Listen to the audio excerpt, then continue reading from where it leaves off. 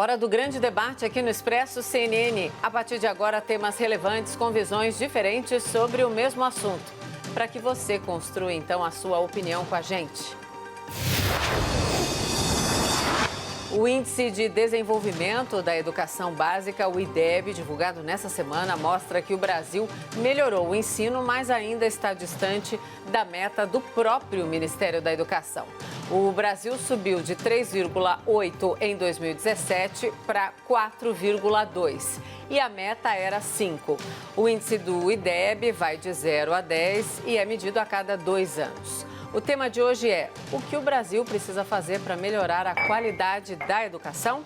Os nossos debatedores são Bruno Salles, advogado mestre em Direito Penal. Boa noite, Bruno. Boa noite, Mona Lisa. E Caio Coppola, bacharel em Direito e comentarista político. Boa noite, Caio. Boa noite, Mona Lisa. Boa noite, doutor Bruno. Boa noite, ao espectador da CNN. Boa noite, Caio. Começamos com você, Caio. Suas primeiras considerações, por favor. Obrigado, Mona Lisa. Bom, num livro interessantíssimo, intitulado As Crianças Mais Inteligentes do Mundo, né? A renomada jornalista americana Amanda Ripley, ela analisa casos de sucesso da educação ao redor do globo, né? Comparando políticas públicas e resultados de diferentes países exitosos no PISA, o Programa Internacional de Avaliação de Estudantes, talvez aí a maior ferramenta mundial de monitoramento educacional. A questão que intrigava a autora, né, que motivou toda essa rica pesquisa, todo esse trabalho de campo, é que não existe uma relação direta, ou seja, uma relação de causa e efeito, entre investimento e ganho de desempenho educacional.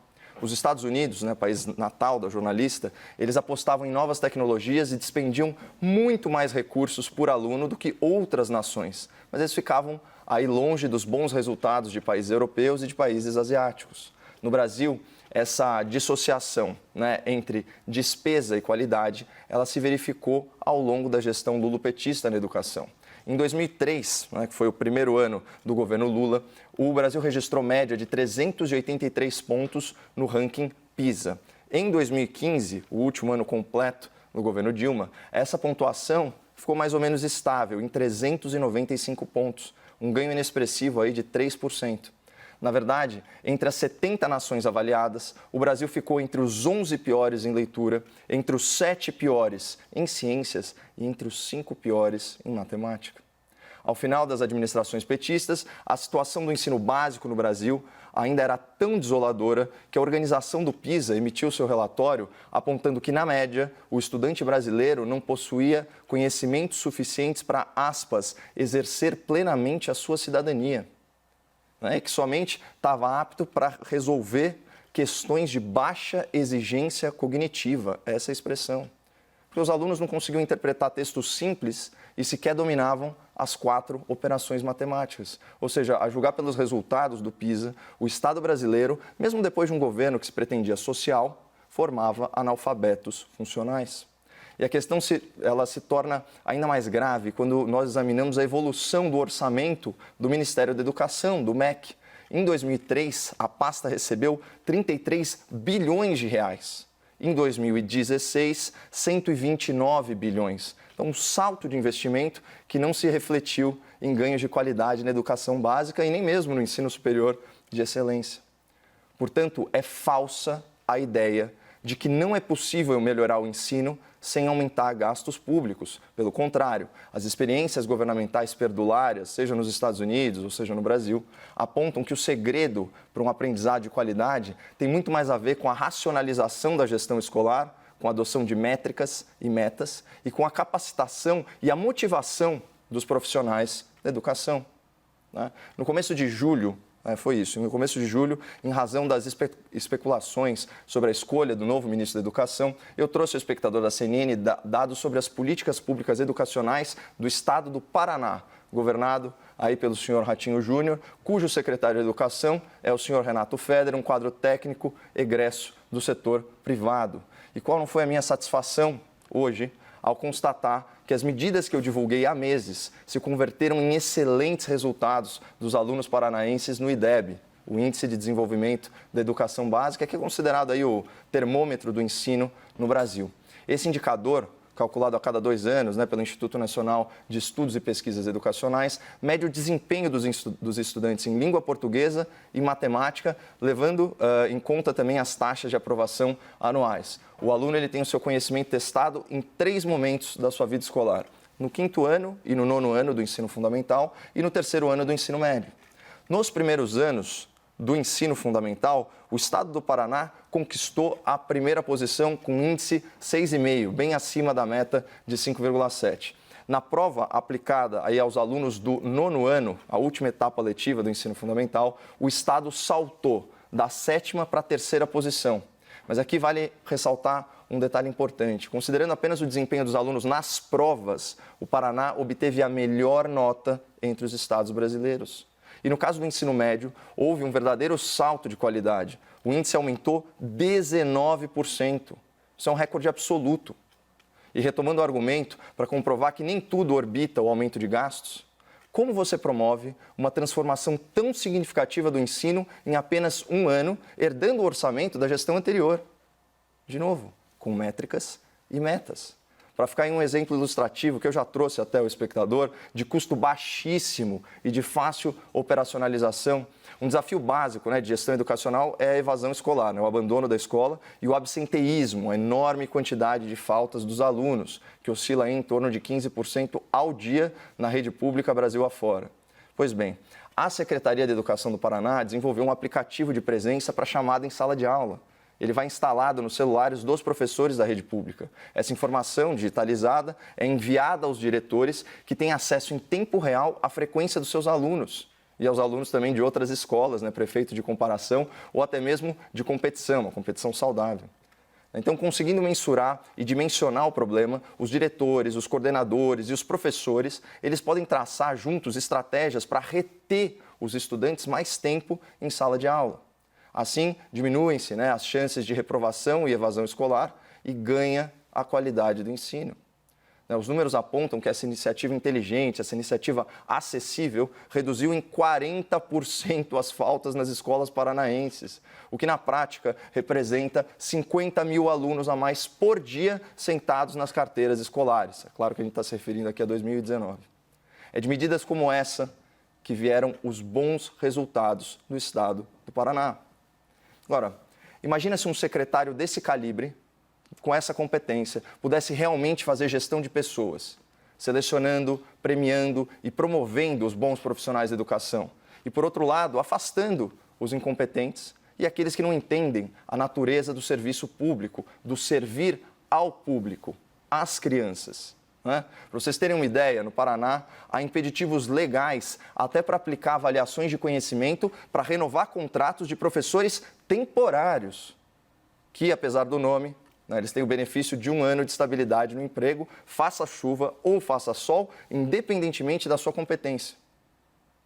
E aí, por distorções e privilégios como esses, nós lemos o seguinte tipo de notícia, como essa aqui da Folha, sobre a situação da rede pública em São Paulo há alguns anos. Aspas, a ausência de professor da rede pública chega a 30 dias no estado de São Paulo. Cada professor registra, em média, 30 dias de ausência das escolas em 1 ano. O número de ausências equivale a 15% do total de 200 dias letivos que cada escola é obrigada a cumprir pela legislação. Pessoal, são 30 dias de ausência além das férias. Em qual emprego do setor privado seria possível, isso seria aceitável? Mas, enfim, concluindo o raciocínio. Melhorar a educação básica no Brasil passa por racionalizar a gestão escolar, com a adoção de métricas e metas de desempenho em múltiplos níveis. Passa por prestigiar a transmissão de conhecimento, em detrimento da doutrinação ideológica. Passa por implementar uma ampla reforma administrativa que viabilize políticas justas de recursos humanos, premiando colaboradores com base em resultado e em competência. E, finalmente, passa por fazer as crianças e jovens do Brasil voltarem às salas de aula o mais rápido possível para que elas não caiam vítimas do emburreço em casa. Bruno, suas primeiras considerações, por favor. Obrigado, Mona Lisa. Minhas amigas, meus amigos telespectadores, boa noite. Novamente, o Brasil não alcançou as suas metas de pontuação no IDEB, esse Índice de Desenvolvimento da Educação Básica. Vamos lembrar que quando a gente está falando de educação básica, a gente está falando de um grupo que engloba ensino fundamental e ensino médio. Ele não vai falar de ensino superior. Apesar de um considerável avanço, passando de 3,8 para 4,2 no ensino médio, a gente ainda ficou longe da meta para 2020, que era de 5 pontos. No ensino fundamental, a gente teve uma evolução menor, no entanto, essa faixa já era melhor do que a do ensino médio e a gente conseguiu se aproximar das metas ali impostas, fixadas pelo MEC. Na faixa dos primeiros anos do ensino fundamental, tem esse corte, nós evoluímos de 5,8 para 5,9, ficando um pouquinho acima da média, que era de 5,7. Na faixa dos últimos anos do ensino fundamental, a evolução foi de 4,7 para 4,9, que é pequeno, se aproximando um pouco mais da meta de 5,2, mas ainda longe. Mas o que significa essa nota, na verdade? Eu acho que isso que é importante a gente olhar aqui. A nota do IDEB vai de 0 a 10 e serve como uma medida de qualidade para as escolas e para as redes de ensino. Ela permite categorizar a qualidade da educação por município, por estado, por região, por rede privada ou pública e vários outros fatores, inclusive por escola. Para calcular a nota do IDEB, são considerados 2 fatores primordiais. O primeiro é o nível de conhecimento dos alunos em língua portuguesa, com ênfase em leitura, e matemática, o que é avaliado pela Prova Brasil do Sistema Nacional de Avaliação de Educação Básica, o SAEB. O segundo é a taxa de rendimento, ou seja, a quantidade de estudantes que não foram reprovados nem abandonaram a escola nos anos de referência dos exames. Essa taxa, hoje em dia, é medida pelo censo do IBGE, que lá pelo PNAD contínua consegue medir quem abandonou e quem não abandonou a escola naquele ano, ou repetiu. Esse sistema de medição da qualidade do ensino, como a gente pode ver, ele acaba sendo, na verdade, bastante raso e tem alguns problemas metodológicos sérios. O primeiro é que esse sistema, que vai de 0 a 10, considera a nota 5 como índice de aprendizagem médio e a nota 10 uma nota muito acima da média. Ocorre que essa nota 5 foi considerada com base na nota do SAEB de 1997, uma época em que a taxa de atendimento médio no ensino era de 68% e muita gente, a mais vulnerável, ficava fora dessa prova. Essa taxa aumentou muito durante o governo Lula e Dilma e chega hoje a quase 90% de atendimento. Mais de 90% na verdade. Outro ponto que deve ser levado em consideração é que esse índice acaba levando em conta apenas aspectos básicos do ensino, como português e matemática, e nesse sentido acaba sendo um indicador limitado, se comparado, por exemplo, como o PISA, que o Caio mencionou aqui, o Programa Internacional de Avaliação de Estudantes, que engloba os países da OCDE e alguns países convidados. Esse índice também tem foco no aprendizado de leitura e de matemática, mas ele também leva em consideração, muito importante, o aprendizado e aderência sobre o pensamento científico. E o pensamento científico é de extrema importância no aprendizado, porque corresponde à capacidade crítica do aluno aprender, criticar e discutir. É essa capacidade de pensamento científico que permite, por exemplo, distinguir entre o que é conhecimento, daquilo que é crença, daquilo que é opinião, daquilo que é achismo. É essa capacidade científica que, sem dúvida, depende da competência gramatical e da matemática, mas que é ela que vai garantir o direito fundamental previsto no artigo 206, inciso 2º da Constituição da República. Da liberdade de aprender, de ensinar, pesquisar e divulgar o pensamento, a arte e o saber. Infelizmente, nesse ranking, a gente vai muito mal. O Brasil está na 57ª posição em leitura, na 70ª em matemática e na 66ª em ciência entre os países e regiões avaliados. Para se ter uma ideia, a média das notas nos países da OCDE é de cerca de 490 pontos nessas 3 categorias. 490. O Brasil obteve 413 em leitura, 384 em matemática e 404 em ciências. Para ter uma ideia também, quem lidera esse ranking é a China, que obteve 555 pontos em leitura, 591 em matemática e 590 em ciências. Dá para ver que a gente ainda está muito atrás. A gente ainda não conseguiu atingir as nossas metas internas de aprendizagem ali do IDEB, quanto mais correr atrás de outros países que têm se aperfeiçoado cada vez mais, que têm aperfeiçoado cada vez mais as suas redes de ensino. cientes de que o investimento na educação é investimento no futuro do país. E vamos ver, esse é um dado concreto. Segundo dados do Instituto Todos pela Educação, uma instituição que é suprapartidária e talvez seja o órgão mais respeitado no Brasil na matéria de educação, eu abro aspas, um aumento de 100 pontos no resultado médio de um país na avaliação internacional de empenho de escolas do PISA está associado a 2 pontos percentuais a mais na taxa de crescimento anual do PIB per capita do país. Veja essa estatística, quanto é impressionante. Porque é disso que nós estamos falando. Nós estamos falando de investimento para o crescimento econômico e para a emancipação da nossa população. E, infelizmente, esse não é o projeto da nossa elite, não é o projeto do governo atual, que já anunciou um corte de 1,6 bilhões no orçamento do MEC esse ano. Um valor essencial, segundo o ministro da Educação, Milton Ribeiro, para o investimento na educação em tempo integral nos últimos anos, que se mostrou um dos principais fatores de alavancagem dos estados que tiveram melhor resultado no IDEB, como o Espírito Santo, por exemplo, que comprova a absoluta verdade da frase do grande professor e grande educador Darcy Ribeiro. A crise na educação brasileira não é uma crise, é um projeto. Vamos então ao debate. Bruno e Caio, por favor. Eu queria só retomar aí o último ponto que eu falei, do que é fundamental para melhorar a educação básica aqui no Brasil, que é justamente a retomada às aulas assim que possível. Eu usei essa expressão porque a gente sabe que cada localidade tem a sua particularidade, embora a gente já esteja aí no momento de retrocesso, né, do número de contágios, do número de óbitos na pandemia, cada caso é um caso.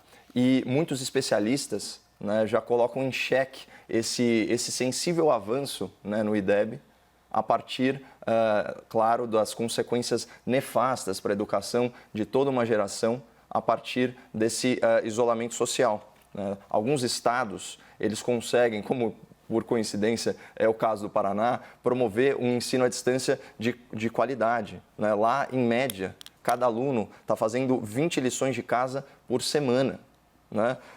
São 13 mil videoaulas por dia.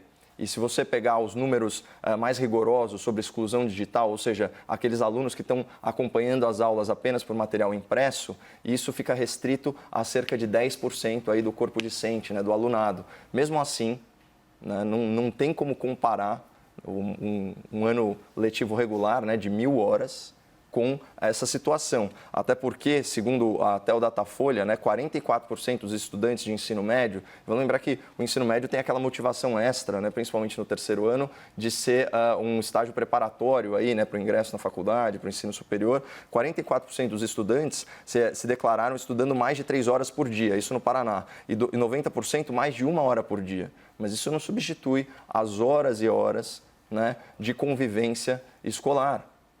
Até porque a gente não está falando simplesmente de aprendizado, de apreensão de conteúdo. Como bem colocou o Dr. Bruno, a escola ela também tem um aspecto de formar o cidadão, né? Então, eu queria pontuar isso. Depois eu sigo falando mais sobre a necessidade da pronta reabertura das escolas, para que a gente não perca, né, essa pequena vitória, vamos chamar assim, principalmente no ensino público brasileiro. Caio, interessante esse case do Paraná. Eu realmente não estava sabendo nas principais matérias sobre isso. É muito legal também o que você trouxe. Realmente, nas principais matérias, a gente vê aqui, olhando pelo próprio ranking, a gente tem São Paulo em primeiro lugar nas posições iniciais e finais do ensino fundamental e o Espírito Santo em primeiro lugar no ensino médio. O Espírito Santo que deu um salto muito importante com a sua política, né? Depois a gente vê também, com bastante destaque, o Distrito Federal, Ceará e Goiás, e depois também Minas Gerais, Goiás nos anos finais. O Paraná vai aparecer no terceiro, então acabou não aparecendo muito nas matérias, mas deu para pegar nesses principais casos alguns pontos que foram destacados como relacionados a esses altos números nesse IDEB, que novamente vamos deixar de uma forma bem clara. Ele é importante num certo limite. Por ser uma medição continuada, ela consegue nos mostrar algo, mas ela não vai conseguir nos mostrar tudo. né? A gente não pode confiar 100% de que um aumento no IDEB é algo que vai fazer, que vai confirmar que a educação nesse lugar é ótimo, ou mesmo dessa escola é ótimo, porque a gente sabe como é prova. A gente consegue se customizar para ir bem na prova e isso não quer dizer que isso reflete um aprendizado necessariamente. Não reflete resultados reais na aprendizagem. Mas os principais pontos foram a expansão do ensino integral a partir dos anos mais avançados de estudo. Esse é um ponto muito importante. Essa questão de estudar de manhã na escola e achar que já está livre é uma falsa crença que tem que ser abandonado. Vários especialistas colocam que ensino integral não significa simplesmente aumentar a carga horária. Também não é isso. Não é fazer com que o estudante esteja estudando das 6 da manhã às 6 da tarde. Não é nada disso. Ninguém vai conseguir aprender dessa forma. Mas é ter uma educação integral em que haja realmente essa integração, não só de tempo, mas uma integração entre a escola e a comunidade, onde o aluno possa participar de várias atividades em centros que recebam o aluno e consigam amparar o aluno, não só nessa aprendizagem para o mercado de trabalho, mas uma aprendizagem social. Uma aprendizagem como cidadão, que é uma parte importante que acaba sendo relegada a segundo plano ou às vezes até esquecida aqui no Brasil.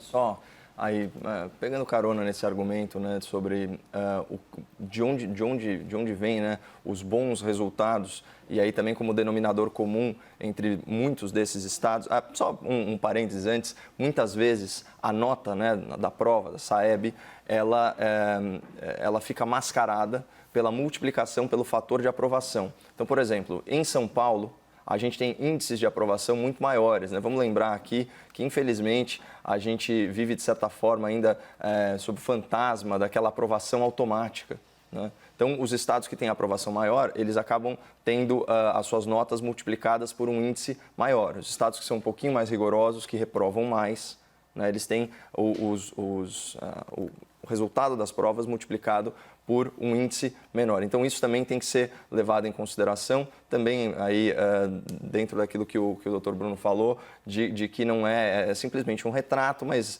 ele não é tão fidedigno assim em relação à realidade das coisas. Mas, enfim, os bons resultados vêm principalmente de secretários técnicos, né? A gente sempre fala, sempre critica aqui o loteamento político, né, nos ministérios, nas secretarias. Quando você tem um secretário técnico, no caso do secretário paranaense, ele não é nem do Paraná, ele não é paranaense, ele é paulista, né? Então, ele é um quadro técnico, trabalhava aqui na Secretaria de Educação do Estado de São Paulo, na gestão anterior, e aí foi importado para o Paraná pela gestão Ratinho Júnior. E é interessante observar que, como o IDEB é medido de 2 em 2 anos, a gente consegue mensurar também o impacto da mudança de gestão, né? Então, desses novos gestores. Então, é uma coisa para o eleitorado aí e para o cidadão ficar atento, né, essas mudanças positivas. Por outro lado, políticas de Estado bem-sucedidas, que não são abandonadas, elas se tornam aí, vamos dizer assim, um forte aliado, né, do secretário de Educação para conseguir esses números. E reiterando o argumento, né, quando a gente fala da importância, né, da escola em tempo integral, mais tempo, de novo, mais tempo em sala de aula, né? E isso, assim, já tem artigo publicado, inclusive no site das Nações Unidas, assinado aí por diretores da Unicef, da Unesco e mais outras entidades, mostrando a importância, né, de que a educação seja considerada uma atividade essencial e que as aulas presenciais sejam retomadas de pronto. Imagina quando você fala em sala de aula, Caio, não é exatamente sala de aula, é na escola. Em várias atividades. Eu acho que esse é um ponto bastante importante para a gente trazer aqui. Quando a gente vê o ensino norte-americano, o ensino de qualidade norte-americano, a gente sempre está acostumado a ver, até em filmes, o telespectador vai se lembrar de aulas de teatro, de aulas de música, de aulas de debate. Isso que eu e o Caio fazemos aqui, a duras penas, todo dia. O pessoal nos Estados Unidos está acostumado a ter aulas com técnicas de debate, já desde o ensino fundamental. É claro que chega num determinado ponto, o ensino norte-americano também passa a ser um ensino muito questionável. E o Caio tem razão em um ponto e eu divirjo no detalhe, mas é um detalhe importante. Dinheiro não é a solução para a educação. Investir uma montanha de dinheiro na educação não é o que vai trazer o sucesso, é preciso ter uma eficiência. É preciso se entender como aplicar esse dinheiro. No entanto, a gente também não pode ignorar que a falta de dinheiro ela é determinante para que a educação seja ruim. E no Brasil, a gente ainda não tem um caminhão de dinheiro. O nosso investimento ainda está muito abaixo do nível da OCDE. Eu trouxe esse dado aqui quando a gente falou do Fundeb. É um valor ainda muito abaixo investido por aluno anualmente. Não chega a um valor que bata $3.000. Quando a gente está falando em investimento por aluno, é todo investimento. Investimento de estrutura, de infraestrutura, de escolas, de construção, de reforma, de professores. E aqui chega em outro ponto muito importante. Professores. Professores no Brasil ganham extremamente mal. E essa é uma atividade fundamental, extremamente fundamental, quando a gente está falando de educação. Pode tirar tudo, mas não pode tirar o professor. E isso, claro, é só um instrumento retórico, não pode tirar tudo. Um dos pontos mais importantes que os professores se queixam no Brasil, além dos baixos vencimentos, também são a falta de estrutura para que eles possam empregar. Um dado muito alarmante nesse sentido, que também é do Instituto Todos pela Educação, é que um terço dos professores do Brasil tem que complementar a sua renda com outro tipo de trabalho. Isso é um absurdo e isso fica claro em tempos de pandemia, quando os pais que têm criança em casa, que têm 1, 2, às vezes mais filhos em casa, veem o desafio que é apoiar um aluno. Apoiar um aluno ou 2 em casa.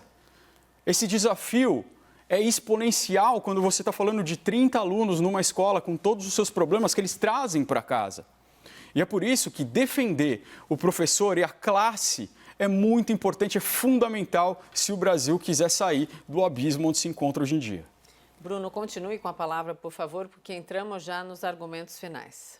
Acho que passou rápido hoje. Sim, é sinal que o debate foi muito intenso e bom. Quando passa rápido, a gente não percebe. Vamos lá, por favor. Muito obrigado.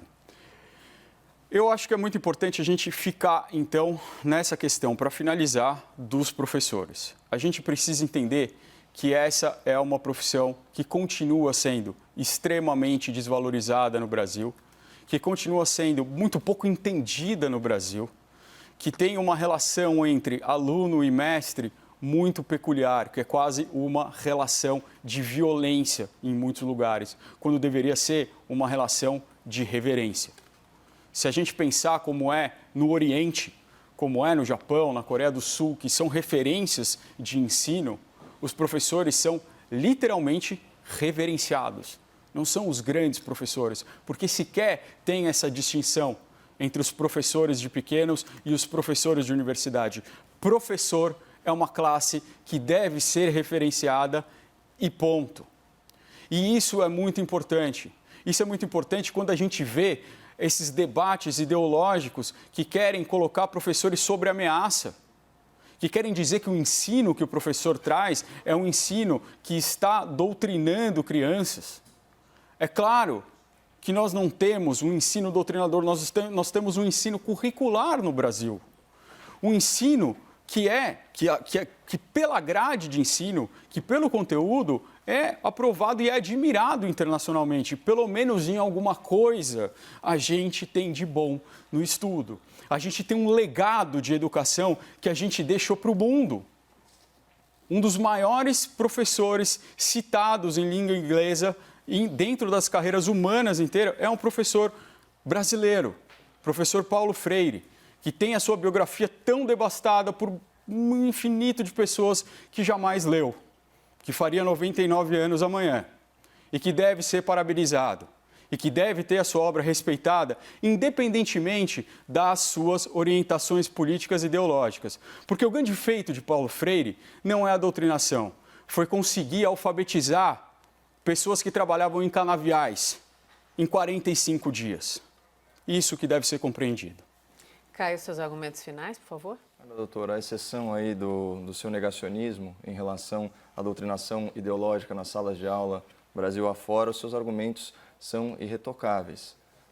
Claro, se a nossa base curricular ela fosse tão efetiva, tão eficiente e tão maravilhosa assim, nós não estaríamos nesse estado das coisas, muito menos durante a gestão lulopetista. E eu trouxe aqui dados e fatos, não há argumentos, porque eles falam por si só e é uma realidade que se impõe, a gente testemunha isso todos os dias na realidade nacional. Eu vou bater forte de novo nesse argumento de volta às aulas, trazendo uma matéria que eu citei ontem, né, que é da entrevista da psicóloga Viviane Sena, que defende a reabertura, né, das escolas. Ela diz o seguinte: os países que voltaram mais rapidamente com as escolas antes do comércio ou no máximo simultaneamente são os que têm os melhores desempenhos no PISA, o exame citado tanto por mim quanto pelo Dr. Bruno. Né? Que coincidência, ela até ironiza. A gente pode abrir restaurante, shopping, 25 de março, bar, salão de beleza, tudo antes das escolas. É muito representativo o que é prioridade. E só para ilustrar como nós estamos na lanterna do ensino presencial, embora a pandemia, sob certo aspecto, na média esteja sob controle, olha o que ela diz. O aspecto da transmissibilidade para os adultos, em razão das crianças serem assintomáticas, não se confirmou em diversos países, inclusive a partir da volta às aulas. O pico do fechamento das escolas foi em abril, com 192 países, representando 91% ou 1,6 bilhão de alunos. Em setembro, ou seja, agora, são apenas 46 países, menos de 24% do total. E é nesse grupo que está o Brasil. O grupo que está abandonando as nossas crianças e deixando elas à mercê, não dos educadores que nós defendemos aqui, de fato, os bons educadores no Brasil são heróis nacionais, mas sim dos seus pais, que têm outras, né, atribuições, além de ensinar os filhos e fiscalizar as suas atividades aí fora da sala de aula. Então, vamos, por favor, né, nos conscientizar e retomar as aulas como uma questão prioritária nessa pandemia.